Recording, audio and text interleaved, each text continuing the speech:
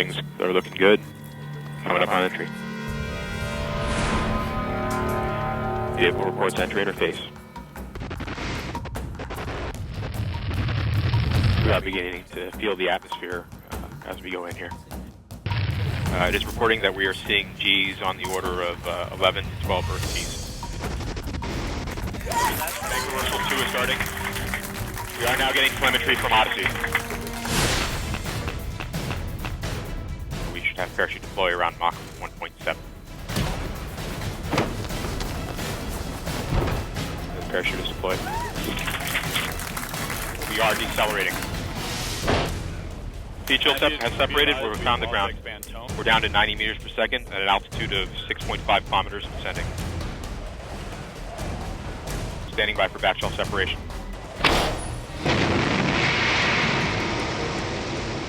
We are in powered flight.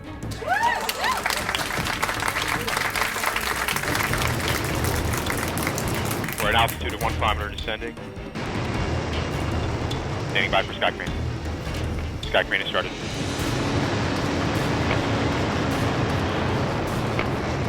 Signal to us, you remain strong.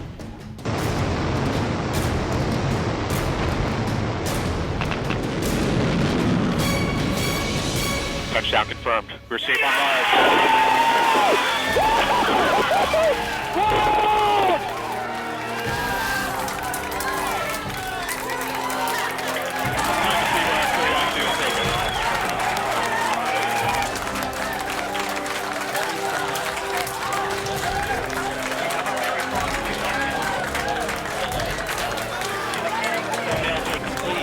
Got thumbnails.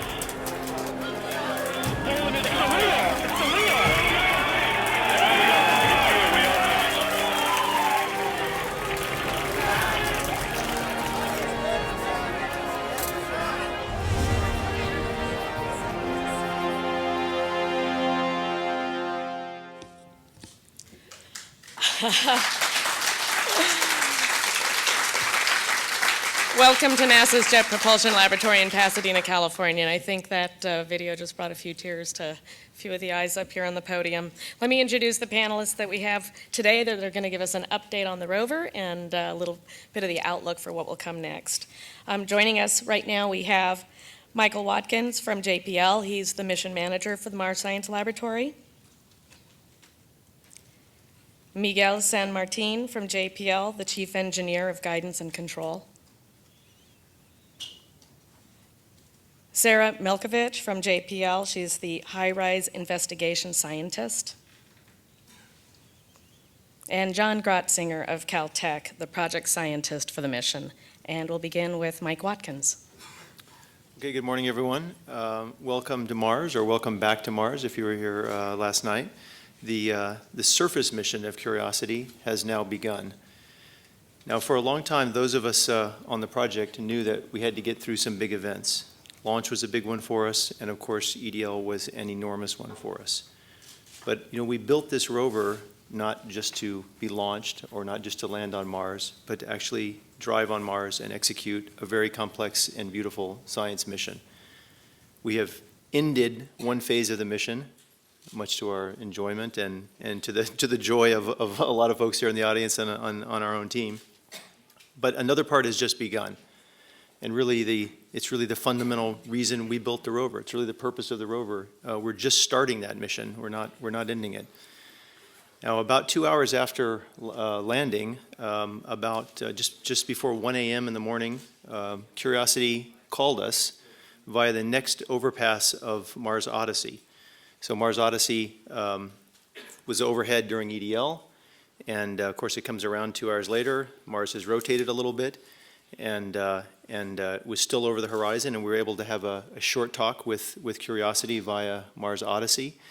And she told us that she is in surface nominal mode. She correctly transitioned from EDL mode to surface nominal, not in safe mode, in regular nominal operational mode, and is otherwise very healthy. We had a very successful UHF pass. We got some images that I'll show in a little bit, and we are go for all planned Sol-1 activities. Now, the Sol-1 activities are really dominated by, in some sense, kind of boring activities. Checking out the rover, making sure it's healthy, deploying the antenna. On Sol 2, we deploy the remote sensing mast. So the high gain antenna, the rover looks kind of like this right now. Now you're used to seeing the rover like it is in that picture with its eyes up and with an antenna deployed. In fact, we are stowed down here with the remote sensing mast down, and we're about to deploy this little antenna here. This allows us to talk directly to the Earth with enough gain that it can actually send data to us and be more easily talked to by us. Later, a day or so from now, we're then going to deploy the remote sensing mast so we can take these beautiful panoramas that we've all been waiting to see. But as for now, the first order of business is make sure that our communications to the Earth are healthy, and that's the prime activity for upcoming for today. But last night we got one other beautiful piece of information, and that is a Haz Cam image. Now our Haz Cams, we saw them last night during EDL. These are little cameras that point mostly at our wheels and at the ground in front of us, in the front and the back. And when we land, we're concerned that we're going to kick up some dust, right? We're firing rockets and we might be throwing up a plume of dust. And so we have little clear covers on them. And those are the images that we got last night at landing, the very first things that we were clapping about in the control room. So if we could show the first graphic, this is that picture. So now that we're all, awake and we've digested this and we have a little bit less adrenaline, that it's not such a great picture anymore, right? Right? It's beautiful. It's beautiful to us, right? It's beautiful to us because of what it means. But you can see there's a lot of stuff on the lens there, and that is actually dust kicked up by the landing event. So we want to get rid of those covers. You can see our beautiful shadow there, and we love that. We hoped to get the rear and the front down. This is a front Haz Cam. The sun's behind us, and you can see our shadow there. But let's go to the animation and remind you where these Haz Cams are and what you're about to see in the next image and the cover deploy, right? So they're looking for mobility hazards, right? That's what we call them, the Haz Cams. So there they are, kind of pointed at the ground. And they have a wide field of view, kind of a fisheye type lens. Okay, that's the cover deploy, right? And there are the cameras. So let's go to the next image. So last night, after landing, we fired all of our pyros, released these covers, took these Haz Cam images, and these are the things that came down just before 1 a.m., right, here on the West Coast. Okay, so there is our image, and we're looking out the back. You can see the left rear wheel there. You can see a little bit of that hinge actually in the field of view there. You see the kind of looks like a spring there on the lower right side of the image. And then on the upper left is part of the RTG, right? The power source. That's one of the radiator fins that we're seeing there on the side. And several of the folks that worked on assembling the rover in Atlo and test said they never got a picture this good. They could never get the lighting quite right here on the Earth. And so this is the definitive control image now of how the rover is supposed to look here on Mars. And over on the side there, you're going to see over on the right side, you see some hills there. Over on the far edge there, and John Grosser is going to show that later. Now, I personally have to say I really love these images because later we're going to get magnificent color panoramas and 3D images, and magnificent things on Mars. But these first images somehow are always the best ones to me because when you land on Mars, it's new every time. And this is a new place on Mars. We go on vacation to see a different part of the Earth. It's on our own planet. And here we're seeing a part of Mars we've never seen before. And later you'll see a kind of a zoom in of this part of Gale Crater's rim here in kind of reoriented so it looks more like a landscape that we would recognize on the Earth. But we're going to continue to get the front version of this one with the shadow that we had yesterday out that same direction. We'll be coming down later today. And then over the next couple of days, we'll be sending down the hand lens imager, which is in color. And after we get the RSM up, we will get some nice black and white panoramas first. Now, this is our new home, at least for a while, here on Gale, and we need to explore it and take a look around, and then, of course, eventually head for the hills. Now, we actually hope in the front Haz Cam that should be coming down in a few hours from here, we can actually see the mountain of Gale. We think we're pointed kind of east-southeast, about 112 degrees heading. We're at a very slight tilt. We are, in fact, let me look at it here. We are 3.6 degrees negative in pitch, so the front is down by about 3 degrees, and we are left side down about 2 degrees. Now, those are pretty small numbers. We landed pretty much on this table right here. It's pretty flat. We're in a pretty good spot here. But there's still the question, where exactly is this spot on our maps of Mars? And to talk a little bit about that, we have Miguel San Martin. Thank you, Mike. So, good morning. I hope you enjoyed the roller coaster ride last night. I sure did. Actually, I want to get another round, and maybe they have to wait a few more years.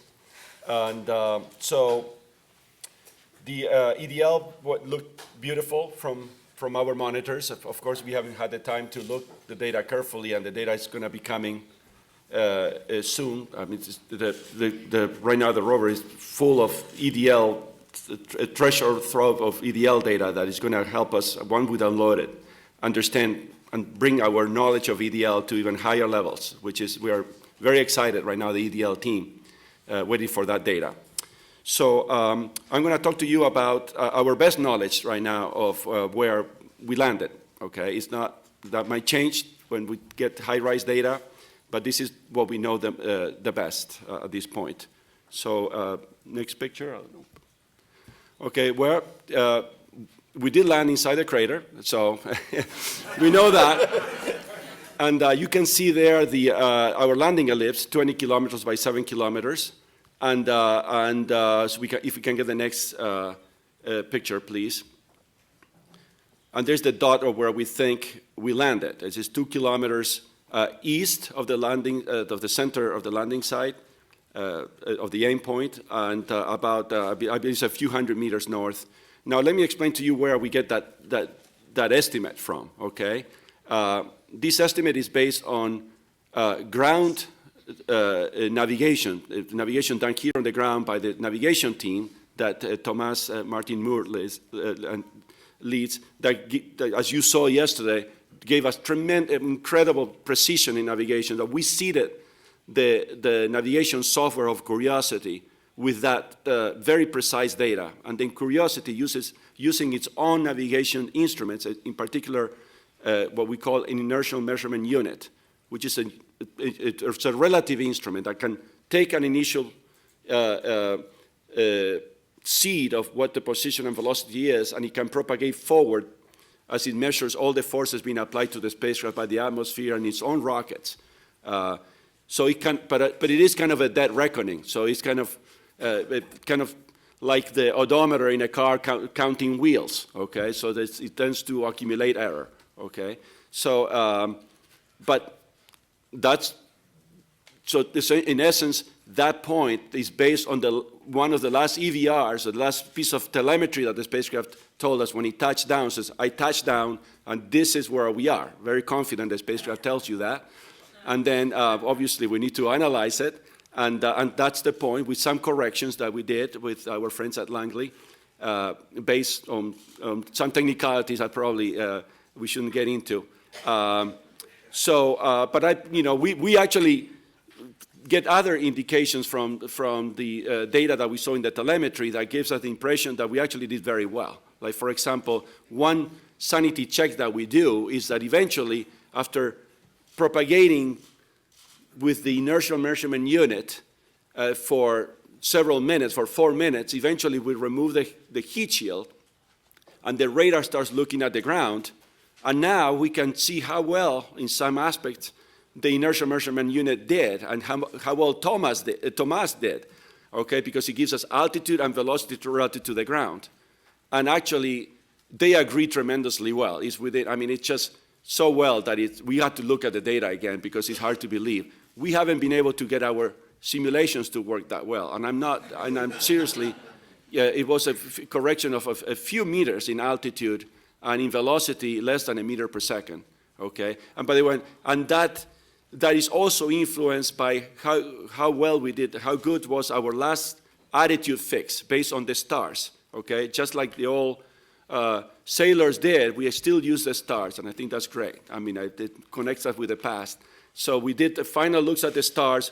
We figured out that Curiosity did that all on itself, looked at the stars, took the navigation data from the ground, and then it took it all the way down and guided the spacecraft. And that's the best knowledge of where we are. We think that within a kilometer is our estimate, but we have to wait for precise localization by high-rise. So that's all I have to say. Thank you. Sarah? So speaking of high-rise, we heard a lot. You've heard a lot about how Odyssey was listening to MSL as it came in for landing, but Odyssey wasn't the only orbiter there listening. Mars Reconnaissance Orbiter was also there, and MRO wasn't just listening, we were watching. So the high-rise camera is one of the cameras on MRO, and we normally take pictures of the surface, and we can get pictures up to resolutions of 30 centimeters per pixel, which is just really fantastic.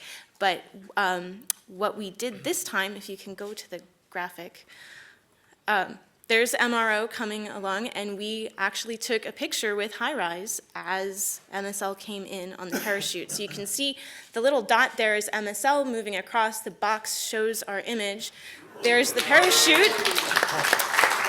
And if we zoom in, there we go.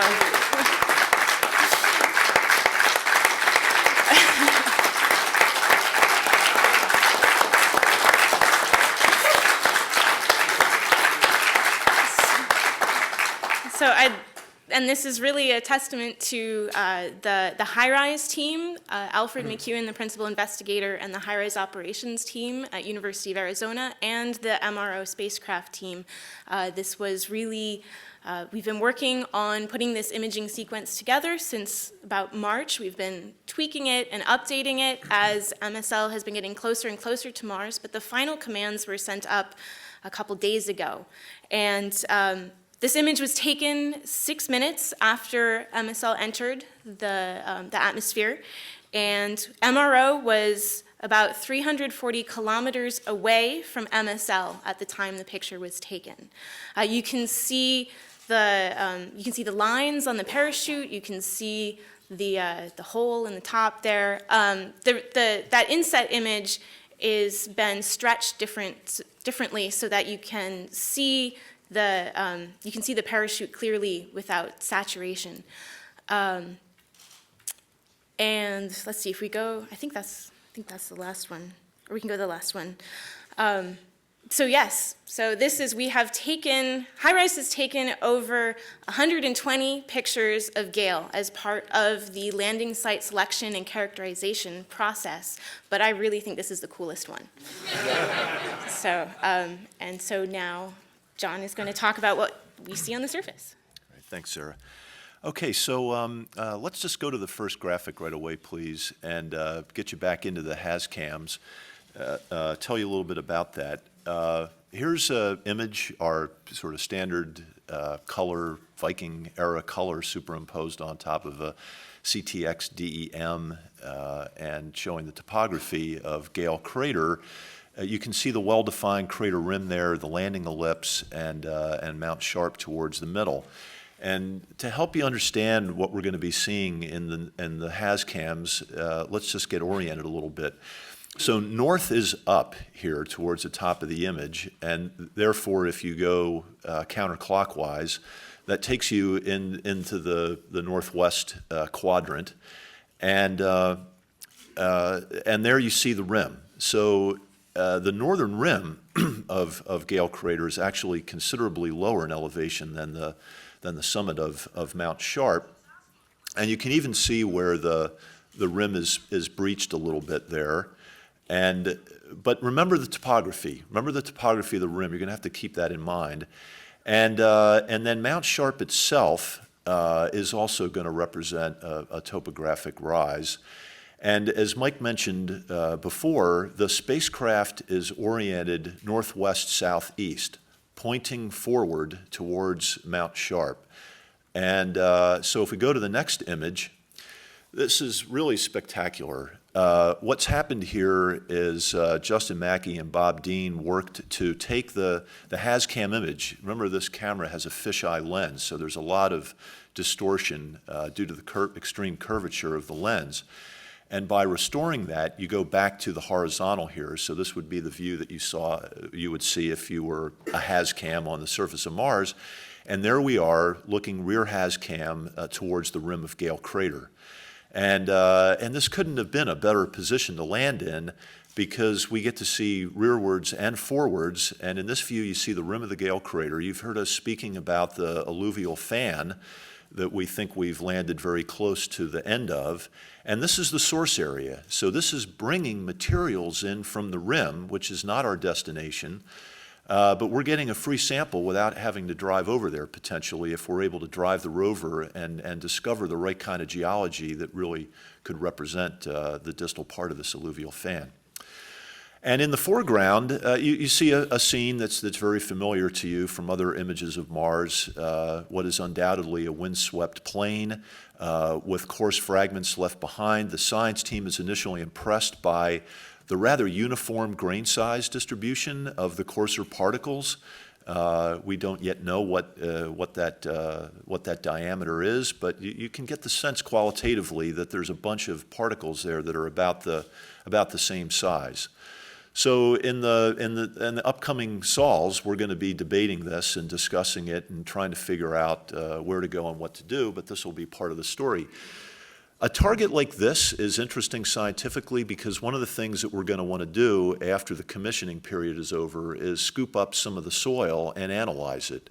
And what we would really like to do is analyze something that we feel is very representative of Mars. So something like this is potentially a target for us to think about, and by sampling it and measuring it, we then have a sample of what could be the most global sample of Mars that we could measure. Okay, now in the next one, this one's tough. Okay, this one, I think the EDL guys were probably seeing a vision like this a few hours ago. But what you can see now, again, remember the curvature is taken out. We are looking towards the southeast. You've got the shadow of the rover there, and this was the first indication that we were looking southeast because the sun was setting behind us. And gosh, I just realized I forgot to point something up. This is important. Is it possible to go backwards? 2, please, to the first one.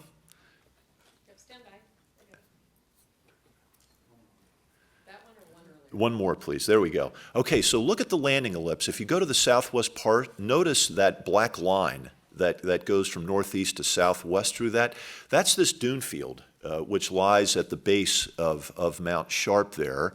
This is beautiful in all the high-rise images that have been collected. And so that black line is going to be our frame of reference. And as Miguel showed, we have landed somewhere to the north of that black line in the ellipse, and in the Haz-Cam image, we're looking towards the base of Mount Sharp. So now let's advance 2 again. There we are, right on the money. That black line, about 3/4 of the way up there, we believe is the dune field, that black line of dunes. And therefore, as you work upwards in the image, very fuzzy in there, we believe you see the outline of Mount Sharp itself, bright in the setting sun. And the upper part then is the horizon in the sky, which would look darker. So you should see a slope which goes from above that black line of dunes, sloping to the upper right and separating light below from dark above. And we believe that's the silhouette of Mount Sharp in the setting sun. So you have a little bit of adventure before you. I'll be sleeping when the next downlink occurs, and Joy Crisp will be able to talk to you about the data that we'll get down that will be without the dust cover and higher resolution, possibly even full frame to confirm this. But we think we've landed, and the Haz-Cams are picking up the topography on opposing sides of our landing ellipse. So that's it for me. That means we'll open it up to questions now, and we'll get a microphone to you, and I am going to try to memorize the order in which I see hands come up, and we'll start over here on this side and work our way over. Thank you. Kelly Beatty, Sky and Telescope. Mike, could you refine the landing time as best you know it for us? I was a little confused by a timestamp in Miguel's image which said 22:38:50. So what was the landing time as best you know? I will actually have to get that to you after this press conference. I don't. No. So, well, we'll get it. We'll get it for you. Yeah. Rob, do you know? All right, we'll get it to you just after. Excuse me, Scott Gold at the Los Angeles Times. Can you explain what's just south of the landing site? It looks like that might be the dune area that you've been talking about. And also in lay terms, how far are you from what you might consider to be the foothills of Mount Sharp? John, you want to talk about the dunes? Sure. The dunes that you see there is a rather narrow strip, and you see it slicing there through the southwest part of the landing ellipse. And so from where we think we've landed to those dunes is a matter of kilometers, a few kilometers away. The basal topography, where it really starts to steepen up there, where we would like to access it could be as much as 10 kilometers away, but as the crow flies directly towards it, it would be a much shorter distance because of that angle that you see there slicing through the landing ellipse. Oh, then hand back the mic, please. Thank you. So does that mean that to eventually get to the mountain, you would go north and around the dunes, or is there any reason you can't essentially go straight? Well, we would never want to just drive across the dunes as the shortest way to go there. We have been studying them. We have this beautiful topography because of the high-rise camera and meter scale digital elevation models, and so we study those to find the paths that would give us the least resistance through it. But really what's going to happen first is the science team is going to look at the geology of the landing ellipse as a whole and then try to find a route. And if it's a more circuitous route, if the science justifies it, we will happily take that route. Okay, we're going over on this side, right there, and we'll go to you next. Sorry, Ian Thompson from the Register. Can you tell me what's actually happened to the lander which lowered Curiosity down? Once it released Curiosity, it pops off and flies off into another direction. Have you got any information how far away it is, what kind of condition it's in? Go ahead. Do I take that? Well, it flies away. It has actually a closed loop algorithm. Very rudimentary. It doesn't need to be very sophisticated because we want to crash it far away, 400 meters away. And we do tell it a heading, okay? So we told it to go essentially towards the north. Okay? And where it is, but we don't have telemetry, that part of that mission, so we don't know. So the only way that we're going to find out is through high-rise, taking an image. So, but we think it's going to be hundreds of meters. It's designed to do that. Okay, go ahead. Hi, Eric Han with Nature. Questions for Sarah. So you estimate that this was 6 minutes after entry, so about a minute before landing. That's after the heat shield popped off. Have you looked for that? Any sign of that in the image? No, we haven't looked for that in this image. I don't know if we'd be able to see it in this image. I'm not sure. We will be taking images of the landing site in the days to come. We might be taking an image within the next day, but we're definitely taking, that one would be a little hazy. But we're taking a very good image 6 days from now, and then another one 12 days from now. And in those images, we'll be able to look for where the other components landed. And as a quick follow-up, what's your best estimate for the resolution of what we're seeing here with the parachute? How many centimeters per pixel? 33 centimeters per pixel. Thanks. I'm going to keep handing it down the row. I think there were a couple more. By the way, I could just add one thing on that. The image we're trying to take as soon as possible is to help with the problem that Miguel was talking about, which is to localize the lander with respect to topographic features that we can see to get it registered onto a map to aid the dynamic solution that Miguel talked about. So we hope to have that in just a couple of days. Leo Enright with Irish Television. The blogosphere got very excited very quickly after the Haz-Cam pictures came down about a blotch that appeared in both of the images looking out across the plains, which they were interpreting as possibly the landing stage impact. Certainly it was, this picture came down very quickly, much quicker I think than many of us expected, and so it seemed that it could be, but I wondered, did any of you think that you saw evidence for the landing stage impact? That artifact, whatever it is, in the image. It has been seen, it's been talked about, it's been suggested it could be something associated with landing. It could be a dust devil. I think we don't know, but we have noticed that feature, and it's too early to tell what it is, but we'd like to take a look at it again. If it's a transient feature, then we don't have another image of it. We just have that one image, right? So we can't go back and look at it. Of course, if the descent stage is there, that might tell us where to look. When we get all of our cameras up. Maybe there's some hope that a Marty image might have captured something as well, the descent imager, when we get that. And we're just starting to trickle down thumbnails over the next few days of that. And it'll take a little while to get that. And Miguel, anything to add? No. Okay, we're going to take one more question from that row, and then Todd, we're coming over to your row next. Okay, go ahead. Jonathan Amos, BBC News. What's the distance to the rim that we're seeing in the image here? You gave us a distance to the Mount Sharp.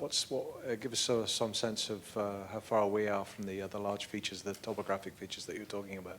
Yeah, let's just pull up the image again of the, Henry, it would be the first one, just in front of this one, I believe, that's showing. There we go.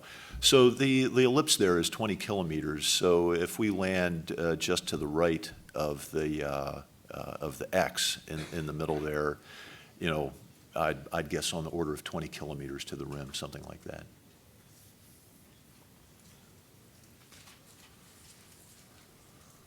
Okay, we'll take one here in the front row, and then we're going to move back here. Hi, Leonard David with AIAA, Aerospace America, and Space.com.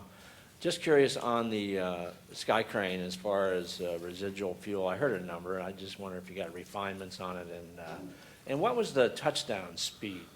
Any way you can appreciate what exactly speed you hit surface? Well, yes. As far as the first, I'm going to ask my friend and colleague Adam. He's not here because I don't. But yeah, it's 140 kilograms. 140 kilograms. Was it? I think it's 140 kilograms. Yes. That's my memory. Yeah. Yes. Okay, that sounds about right. So we ended up with a lot of kilograms of fuel, which is a good thing, I guess. That your second question, as opposed to the opposite. Yes. Yeah. I take that first, right? The touchdown speed. Oh, the touchdown speed reported by the spacecraft itself, with its navigation sensor, is 0.7. It actually was dead on the money, right? Prior to it, the declaring touchdown. Okay, so we were coming at 0.75 degrees. Now that's 0.7 meters per second. 0.75 meters per second, which is the intended velocity. Now, if there is a bias or an error in the navigation sensor itself, you could not tell that. So it's going to require more analysis to really, especially for Marty, it's going to be very useful to be able to really tease out what the velocity, the true velocity is. So right now we can only give you what the spacecraft thinks its velocity was, and that was 0.75 meters per second vertically and 4 centimeters per second horizontally. Okay, so it's a very small number compared to previous attempts. So we'll see whether the imaging coming down, whether we can corroborate that number. It would be nice for a guidance and control point of view, if that's the case. That's called straight down. Yes. And maybe for Sarah, just maybe gauging the difficulty, the degree of difficulty. Everybody's into the Olympics. Between Phoenix and imaging Curiosity coming in, was it tougher? It was tougher because of the relative positions of the two spacecraft. The team sort of internally guesstimated that Phoenix they had an 80% probability of getting that image, and MSL it was a 60% probability. So this was, this was a great shot. Okay, Todd, go ahead. Todd Halverson, Florida Today and USA Today, for whoever can handle it. Based on what you know right now, could you update us on when you expect the delivery of higher resolution black and white photos, color imagery, the first panorama? You mentioned thumbnails were coming down from Marty, and maybe the first full video from the descent camera. Thanks. Yeah, so basically the date, we're still on the nominal plan exactly. And I think in one of the earlier press conferences, Richard Cook gave an approximate list of dates. So basically we start to get, we believe we'll get a front Haz-Cam that has the same resolution as the rear that we were showing today in just a couple of hours from now, about 11:30. And we will start to trickle down some thumbnails from the descent imager. And then in the next day or two after that, we start getting better resolution Martys as well as our first panoramas these are black and white panoramas.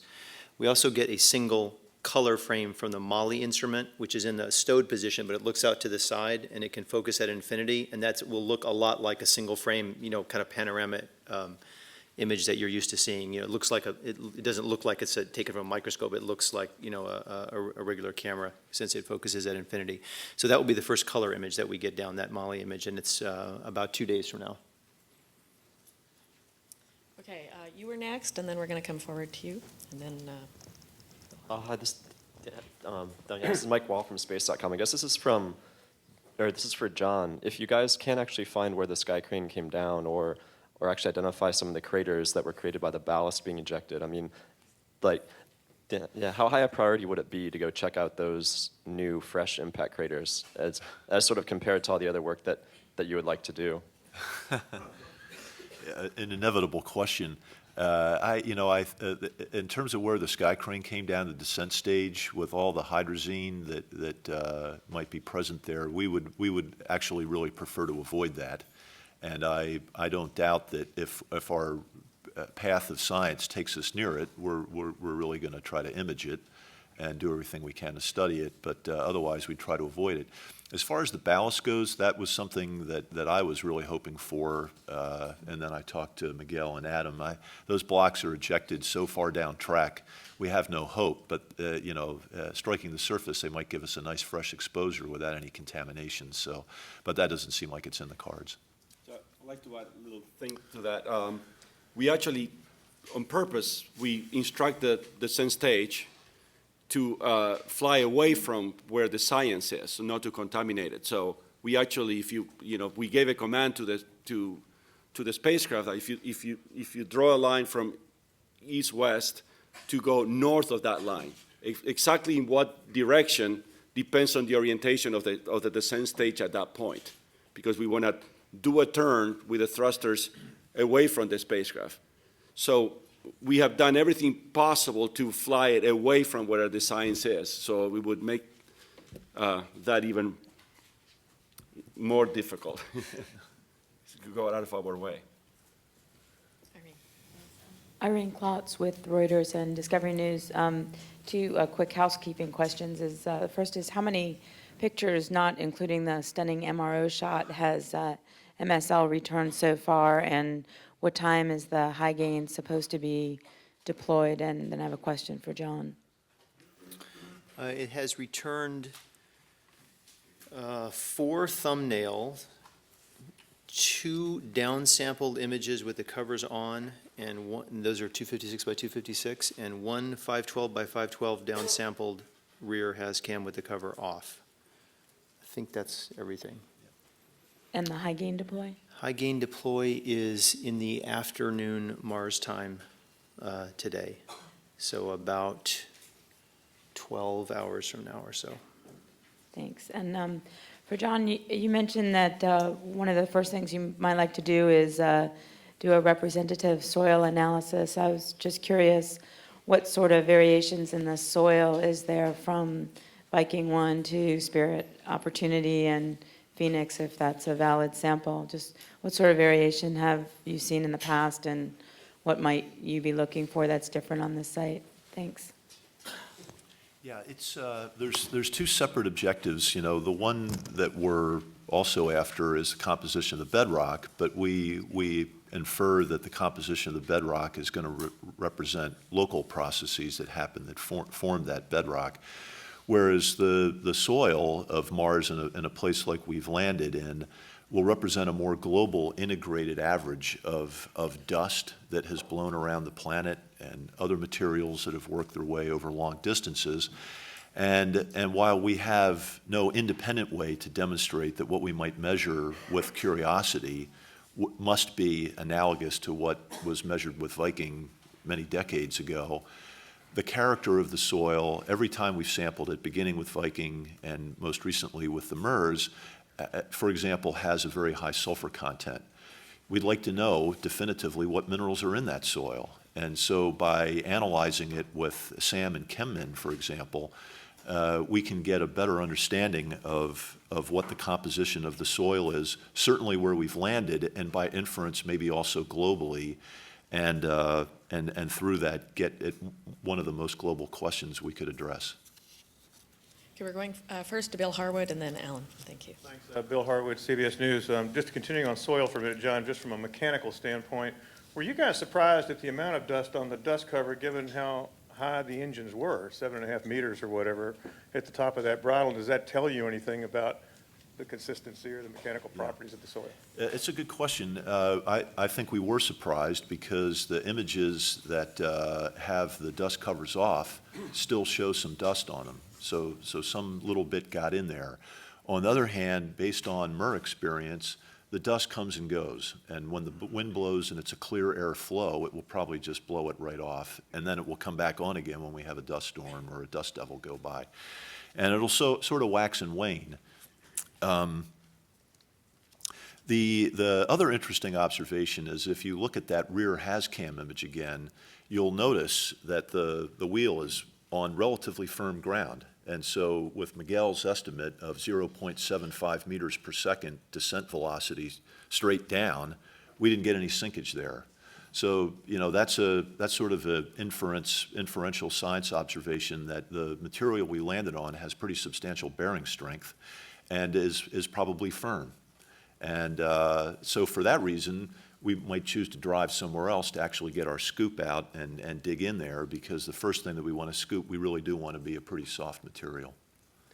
Thanks. And for Mike, you mentioned the health of the vehicle as you know it today, realizing it's not all in yet, but are there any glitches? Are there any anomalies at all in the data, even if they're minor? And for all of you, really, or for any of you, I mean, you guys have convinced us, you know, really how technically difficult this was. I think a lot of folks had a lot of trepidation going into this, folks on the outside.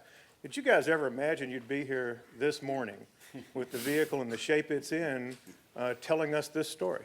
Thanks.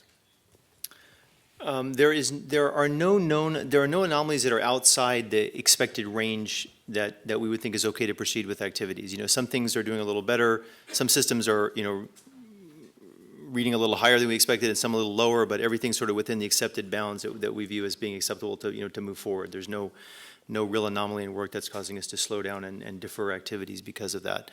But, you know, because we're engineers and because we're perfectionists, every little thing that's different has, you know, folks want to go take a look at, you know, why is this 5% different from the way it was in the test, you know? And that will continue, but you know, we're still moving forward. You know, in terms of success, I think each of us would answer that differently. I think we all believed it would land successfully, although we were worried because we wouldn't be working on it and we wouldn't have designed a 2-year surface mission with all of the science payload and a 20-kilometer traverse if we thought it was not going to land successfully. I think, as Pete Teisinger has mentioned several times, it's a very complex vehicle, and we're a little bit concerned that we would land in a safe mode or something like that, and that it would take us a little while to get out of it. We might not get a comm pass, you know, just for telecom reasons. The rover might have been perfectly healthy, but you didn't get the communications pass with the orbiter, and so you have to sit and worry and just wait. The fact that it went straight into surface nominal, didn't safe. We got great telecom performance. The orbiters performed beautifully. You know, this very complicated avionics with, you know, redundant computers and redundant avionics modules has all been fine, and I think we're pleasantly surprised at how smooth that part is going. And Miguel, do you want to comment on the EDL? No, yeah, you explained it very well. I mean, if we didn't feel that it was doable, or we felt there was no chance of success, we would not be doing it. That said, I mean, we trained ourselves for 8 years to think the worst all the time. How can we, you know, if you're in the shower thinking, what thing can give you a bad day? I mean, that's what you do. I mean, it's constantly thinking ways that things can go wrong so you can go and do something about it. and then you can never turn that off, okay? And then it's all the way in, you are, you know, and especially the few days into the, the few days coming to the landing, when you also know that you don't have time to recover, it's even more, the pressure is even higher. It is a, you know, a landing is a little bit like a rocket launch, okay? It's that type of violence that's so unforgiving, okay? And even till this day, once in a while we lose a launch. And we were very nervous on this launch. And those are things that we practice much more. You know, you can actually count the numbers of Mars landing with one hand. And so it's going to take a long, long time for us to really be totally sure that these things are going to work like you feel sure about an airplane taking off and landing. So, but that's what we're going to, but you know, we're going to continue trying, and we're going to be nervous the next time the same, no matter how well this one worked. I think we need two hands now, though. We do? I think we reached a state where we can't count anymore. Just 1 barely, hour and a half just of barely. sleep, I'm not doing too badly. Alan Boyle with NBC News, and just a couple of questions that I may have missed. Is there any Marty imagery from the descendant imager? And on the MRO picture, what's the distance from which that picture was taken? Where is the rover in relation to MRO? There is no Marty data down right now. In about an hour and a half from now or so, 2 hours, we're going to get another pass from the orbiters, and we might get some Marty thumbnails in that. You know, these are very small to help us understand what are the right images to, you know, to grab from Marty. But as of today, they're not down. And MRO was 340 kilometers from MSL. And I'll just point out that we do hope to hold another news conference at 4 o'clock today Pacific time to show the Marty thumbnails if we do indeed get those today. So we'll have an update for you that soon. All right, let's go back to... By the way, I want to correct one thing I said about the time of the HEA deploy. I think I said it ends in the afternoon about 1 o'clock. It starts about 11 o'clock Mars time. It ends in the afternoon. It starts just before noon. Okay, let's go first to Emily Lakdawala, and then we'll go back to John Johnson. She's got her hand up. There we go. I have two questions. The first one is, do we have any information yet on the health of any of the science instruments? Yes, we have health of many of them, all of them that we've done a checkout, and they're all fine. They're all in perfect health and operating as expected. And the second one is that it's a well-known adage that if you get 406 scientists in a room, there will be 407 different opinions about what's going on. So I was wondering, I know it's very early, but if you have any kind of different ideas that are floating around about some of the things you're seeing in the foreground there. It is, I think it is still early, and as you might guess, there's only a limited amount of information that we can draw from this, and I think that the team, we had a great discussion this morning, and I think most people felt that we're on a gravel plain of Mars, a somewhat familiar scene, but with a rather uniform grain size distribution. This does not look like a ballistic impact ejecta, for example. And is that the rim in the background? Everybody agrees on that. We had a lot of discussion about the alluvial fan, how we might explore the ellipse, and discussion about that. I'm kind of amazed with, we did this crowdsourcing exercise and mapping, and a bunch of people got quads, and we had a remarkable amount of agreement, which is probably mostly a testimony to the relative simplicity of the geology. And that's a good thing, because we're a complex spacecraft, and simple geology is a good thing to start off with.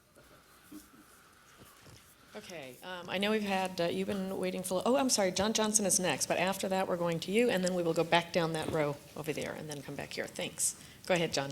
Thank you. I just wanted to follow up on the last question about the health of the science instruments. It seems to me the SAM instrument, with all those moving parts, is particularly, well, I don't know if delicate's the right word, but you say the instruments have so far checked out. I mean, can you say anything specifically about SAM and whether you feel confident everything is in shape? John, you want to comment on that? Yeah, there's a series of tests that relate to SAM's performance, and so today it was an electrical test that worked well. The first test, and everything looked nominal with regard to that. Okay. And what happened to that dust storm that was talked about a couple days ago? Dissipated. Oh. Beautiful clear day. Okay. When we landed, yeah.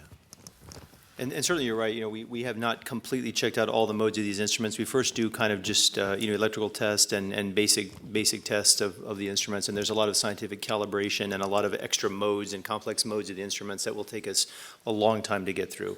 And that's true of our own systems, the drilling system, the saw spot, all of that. So, we should not think that we're completely out of the water yet. We've got weeks, if not months, of checkout before we're completely confident in the entire payload.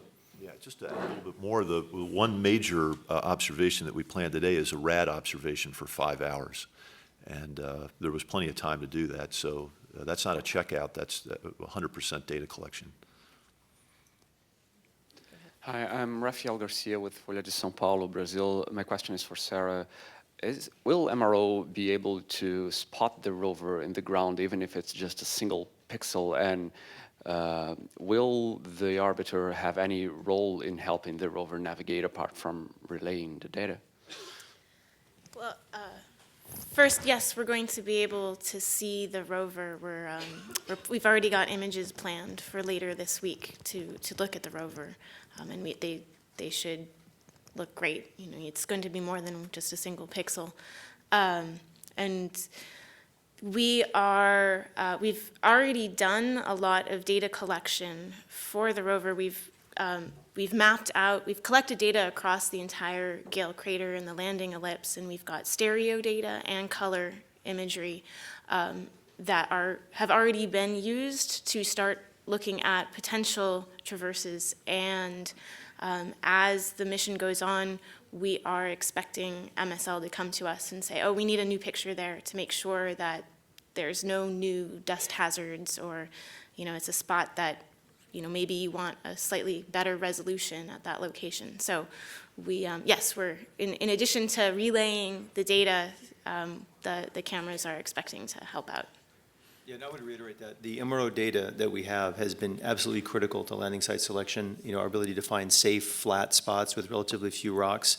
As mentioned, we basically tiled all the landing sites with the potential landing ellipses with 1 meter type coverage, even stereo coverage. And our rover drivers have actually started to use those maps to plan out long-term traverses, good candidate traverses.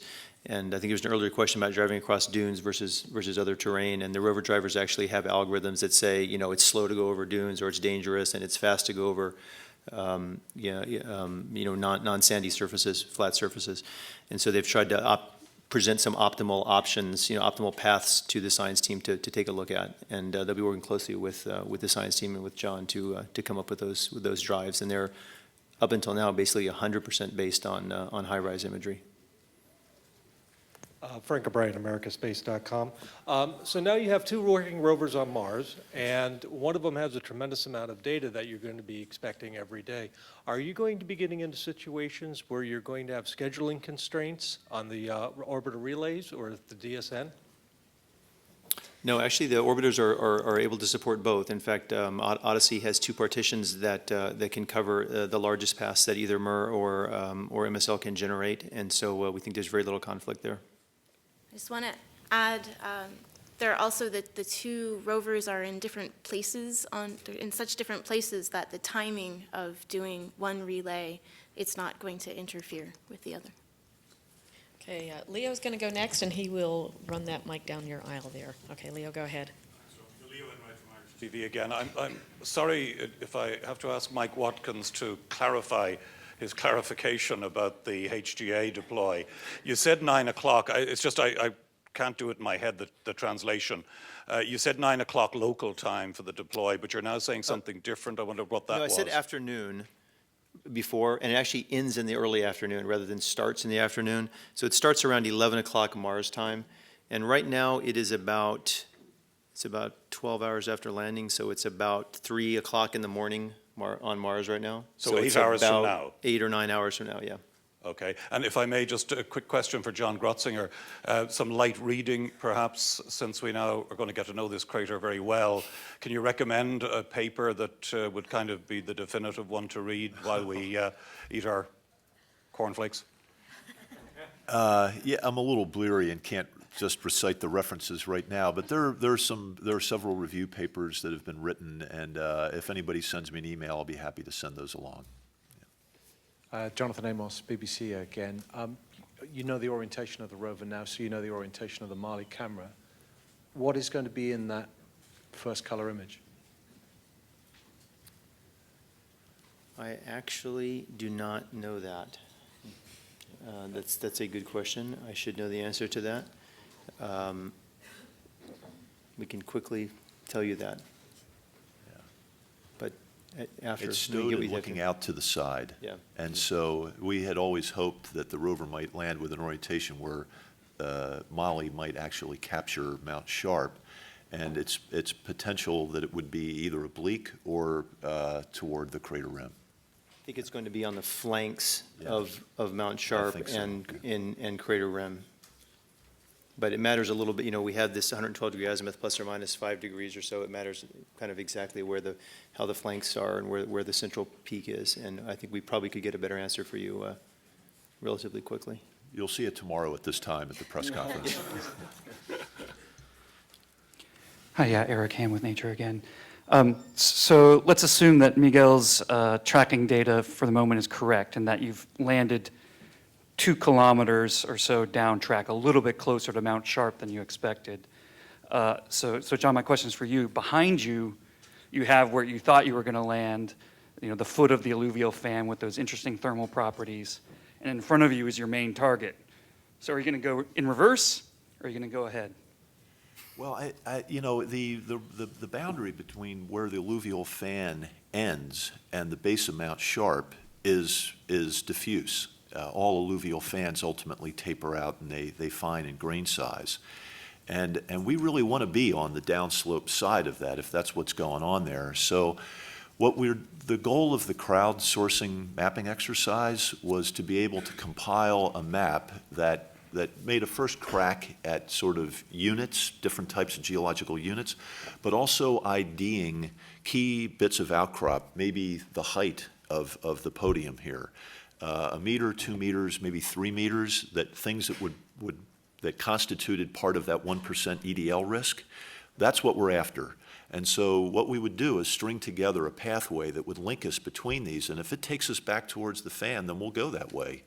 And if it takes us forward, then we'll go that way too. So, most geological mapping exercises do not involve a traverse in just one straight direction. And our goal is not just to head for the hills. What are the size of these boulders that you want to string together? Well, each one of these quadrangles is roughly about 1.5 kilometers on a side. And within every one of them, there is some kind of a scarp. And so what we're trying to do is to piece together a stratigraphic section of the landing ellipse, using the mapping as an efficient way to go around and check all of the points that would contribute towards that stratigraphy. And probably speaking. You said you were trying to string together certain objects in your path. What are those objects? We don't know yet. Stay tuned. Yeah. Guy Norris from Aviation Week. I'm not sure who exactly could handle this best, but under the nominal commissioning schedule that you do have at the moment, when could we expect the first motion for the vehicle to be commanded? And secondly, really, is the vehicle at the moment, the rover, is it configured essentially how the model is right now with the center set of wheels in that stowed position? Thanks. So it is, it's actually sitting flat right now. So it's, here it's up on a podium. It's actually sitting quite, it's sitting quite flat like this now, with the RSM down and the HA about to come out. So it's sitting. I can't lift it up without the system changing, but it's. Here, I'm gonna do it this way. Right, it's sitting quite flat now, as far as we can tell, within a couple of degrees, right? And what was the other question? First drive. I would say a couple of weeks is a good number for that. And it will be quite a short drive, a meter or two or something.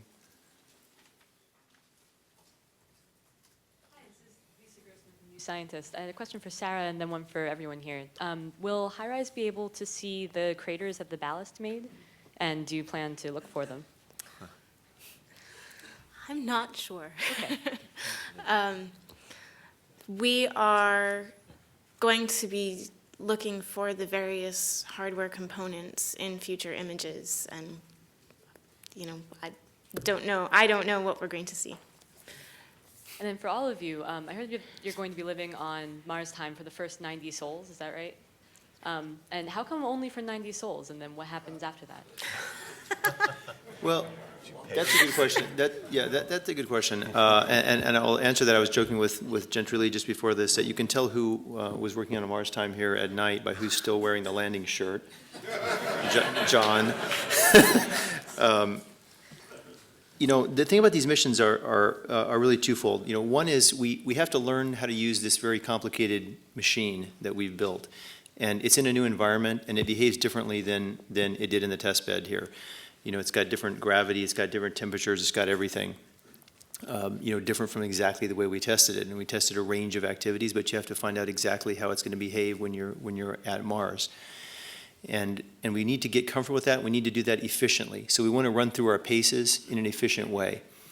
And by working Mars time, it gives us basically 16 hours to plan an uplink while the rover is sleeping at night on Mars. So we can take a long time, and of course if we don't rotate with the Mars day and night, then we start to lose time. We start to lose that ability to keep track of the Mars night while we're working. Now that is to help us be efficient in checking out the vehicle. But there's another complex thing that we have to learn, and that's how to operate with ourselves. We have 420 people or something, I forget the number, John? Just the scientists. Yeah, 400 scientists on the mission, and another 300 or more engineers on the mission. So we have something like 700 or 800 people learning to operate this vehicle. And we have to know how to interact with ourselves. We have to know each other's voices. We have to know how each other operates. And we have to learn each other's individual specialized skills so that we can get more efficient in the future. So after this 90-day period, we get to know each other very well. Then we can send folks back to their home institution and go back to France and go back to Spain and go back to Goddard and go back to places like that, work a more normal time, operate by the internet, operate by telecom, and we know those people, and they know us, and they know the rover, they know the software systems, and we'll be much more efficient. So this is really kind of a immersion training, like a foreign language, right, where we were learning both how to operate the vehicle and how to interact with each other. Let me just add one more thing to that. As if it wasn't challenging enough to work on Mars time, on MER, at the end of the sol, we have a X-band link to Earth to send all the critical data back, and that could be scheduled exactly on time. On this mission, because of the larger data volume, we need to grab an MRO or an Odyssey pass. And so the way to think about it is a Mars time rotation of 39 minutes every day, but now add plus or minus an hour and a half to randomize your schedule just to make sure that anybody you wanted to have a relationship here on Earth could get really screwed up. It's also great the way we're starting. People talk about it being like jet lag. And it is like jet lag in a certain sense. We're off by 12 hours now, except that it's also daylight when you're trying to sleep. So at least when you fly to another country and you have jet lag, it's nighttime and you're trying to go to sleep at night. And here we were exactly out of sync. So we're starting off in kind of the worst time, but it should actually get a little easier here over the next few weeks. Okay, Henry Bortman has a microphone, and then I know there are a few questions coming forward again. So go ahead, Henry. Henry Bortman, Astrobiology Magazine. Quick question about the Martian calendar. Does Sol 0 start at touchdown or at local midnight at the landing site? Local midnight. Someone else on this end, Todd, and then we'll just keep moving forward. Todd Halverson of Florida Today and USA Today. I might have missed this, but could you tell us what configuration the vehicle is in the picture behind you? Is a heat shield still on there, and is that what the white albedo is there? And I was also wondering if you could address the historic nature of what went on last night and how you think this will be viewed 10 years from now, 20 years from now, 50 years from now. Thanks. I see my EDL colleagues around to be able to tell me what is the heat, is it before the heat shield or is after the heat shield deploy? I don't think we know for sure yet. We don't know for sure yet. We don't see it. Yeah. But by time, I mean, we need to do the reconstruction. I think the white thing, Steve, Yeah, no, that is the back shell. You know, that's the back shell, That right? is the back You're shell. looking at the top of the Yes, back shell, right? The yeah. heat shield would be underneath, so it's not easy to see Yeah, in these you will not- images you whether will not it's see it. off or not. So But what- we'd only know by timing, and we don't know that yet. And from a philosophical point of view, I mean, the fact that we see ourselves arriving to another planet, you know, just like Phoenix did first, I mean, it's just mind-boggling to me, I think, to all of us. So, I mean, I cannot say more than that. It's just the coolest thing. Okay, move forward one more here. Kelly BD Sky and Telescope. I was outside for a bit, so I apologize if this has been asked. 140 kilograms of hydrazine, is that a concern? Did you have the flyaway be in the downwind, prevailing wind direction? Can you talk to that a bit? Well, I could not tell you about the wind. I mean, there was the choice to fly it as far as possible. Well, the direction is we have limited control, okay? So you draw a line east-west and fly north of that line, depending on what orientation the descent stage it finds itself. The reason for that is that we do a tilt maneuver, and the thrusters are canted. So we do it about an axis that would not plume the rover. So if the thrusters are, here, we don't do the turn maneuver this way. We make it this way. Okay, so that means that we have only two choices: either go that way or that way. And so we choose the one that goes north. Okay, so when we do our simulations, you'll see a whole bunch of dots on the northern hemisphere of the two north quadrants. So that's what we do. Now, that was picked up between the scientists and the engineers looking for all the conditions, including winds. Okay, let's go to Irene again. Oh, I'm sorry. Irene, take the mic, but we have a question back here first that we'll take. Thank you. Jackie Goddard for the Times of London. I just wanted to clarify first with Sarah, when you say 340 kilometers away that image was taken, is that direct vertical altitude? And then my second question, just for Mike Watkins, to the untrained eye, these are pictures of black and white pictures of gravel. To the trained eye, can you sum up just how sophisticated and exciting and momentous these pictures really are? Okay, it's the 340 kilometers is line of sight, so it's not.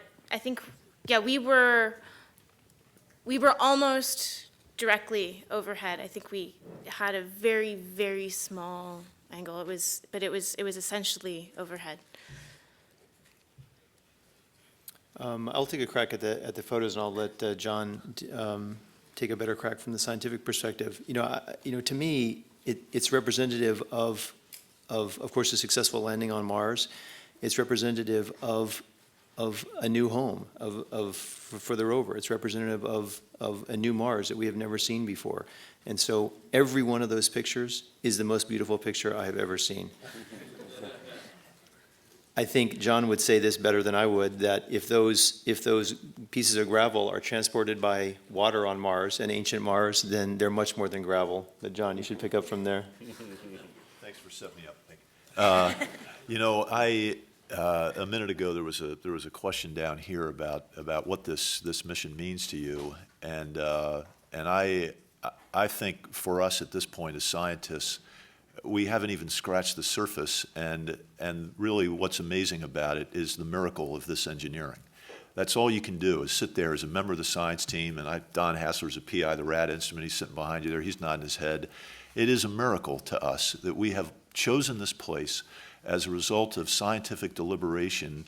This EDL system for the first time in the history of landed missions, allowed the science community to choose between 4 options. None were excluded by engineering. The final 4 was a debate of scientists that like different flavors of chocolate and vanilla.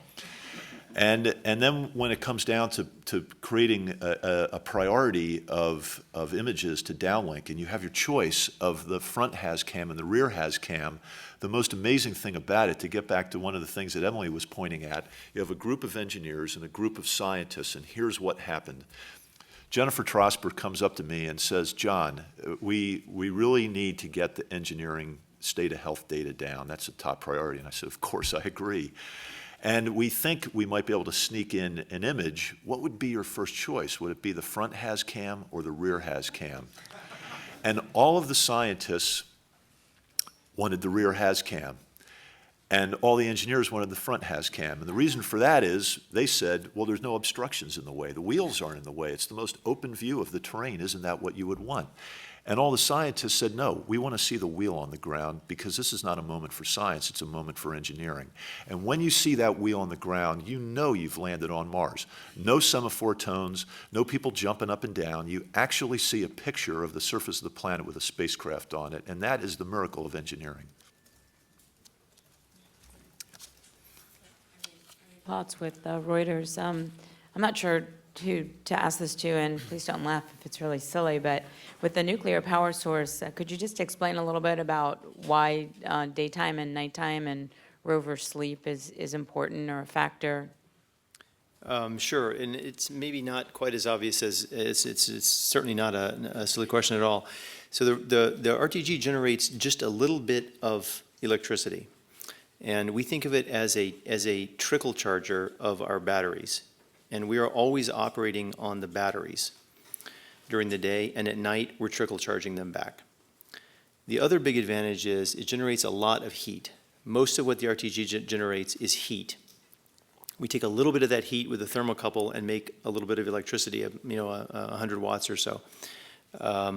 But that heat keeps us warm. It prevents us from having to use a lot of heaters, electrical heaters for warmth. So we circulate fluid, a fluid loop, think of it like a Freon loop or something in an air conditioner, to take that heat and pump it around the rover body and keep the rover warm.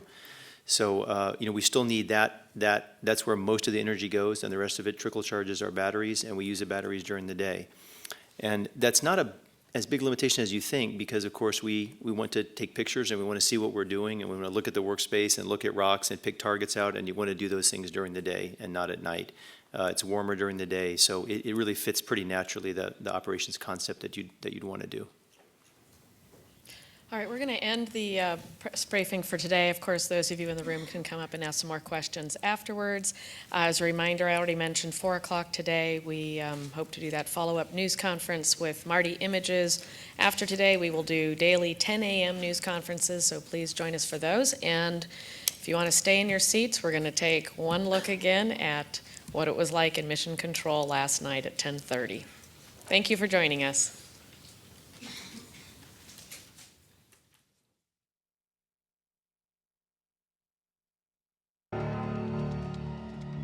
Things are looking good. Coming up on entry. Vehicle reports entry interface. We are beginning to feel the atmosphere as we go in here. It is reporting that we are seeing G's on the order of 11 to 12 Earth G's. Bank reversal 2 is starting. We are now getting telemetry from Odyssey. We should have parachute deploy around Mach 1.7. The parachute is deployed. We are decelerating. Feed chill has separated. We're found the ground. We're down to 90 meters per second at an altitude of 6.5 kilometers descending. Standing by for back shell separation.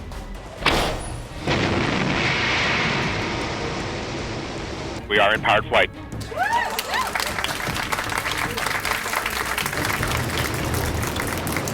We're at an altitude of 1 kilometer descending.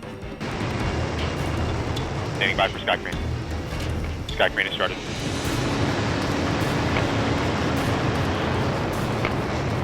signal to us. You remain strong.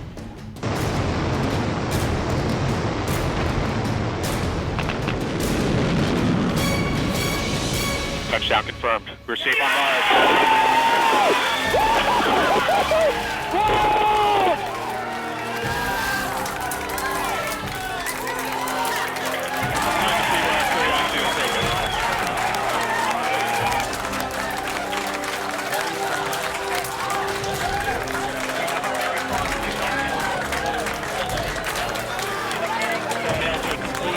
You got thumbnails.